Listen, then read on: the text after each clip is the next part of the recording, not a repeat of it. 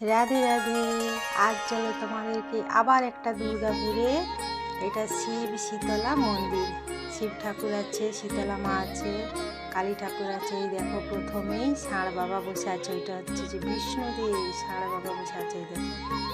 হর হর মহাদেব, জয় শিব শম্ভু, জয় বাবা ভোলেনাথ। দেখো কত সুন্দর মন্দিরটা, দেখতে থাকো বন্ধুরা। তোমাদের কাছে আবার একটা নতুন ব্লগ নিয়ে হাজির হয়েছি। কত সুন্দর ফুল টুল দিয়ে সাজিয়ে, কি সুন্দর দেখো মন্দিরটা।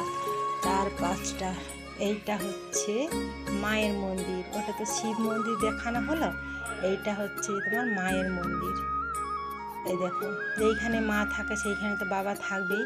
তো মন্দিরটা কত সুন্দর দেখো বন্ধুরা, দেখতে দারুণ। চার পাঁচটা পুরো একদম পাথর দিয়ে, পুরো একদম চার পাঁচটা পাথর বসানো, কারুকার্য, মন্দিরটা সাজানো কত সুন্দর দেখো। আর এইটা হচ্ছে যে ঘাটুপড়া শ্যাম। এই দেখো, এটা শীতলা মা আছে, এটা শীতলা মা আছে। আচ্ছা, ঘাটুপড়া শ্যামও আছে। পরপর এখানে অনেকগুলো আছে মন্দির, দেখতে থাকো বন্ধুরা। সবাই দেখতে থাকো। দেখো চার পাঁচটা, কত সুন্দর। আর দেখো কত লোক, সেই আমাদের যেমন কীর্তন হয় না, হরে কৃষ্ণ নাম গান হয়, সেরকম এরা তো মারোয়াড়ি, তাহলে মারোয়াড়িদের এইখানে নাম গান চলছে। দেখো কত ভক্তবৃন্দ সব চেয়ারে বসে বসে শুনছে। হ্যাঁ, চেয়ারে বসে বসে সব ভক্তবৃন্দ শুনছে। তো দেখো মন্দিরের কারুকার্য, চারি পাঁচটা কত সুন্দর।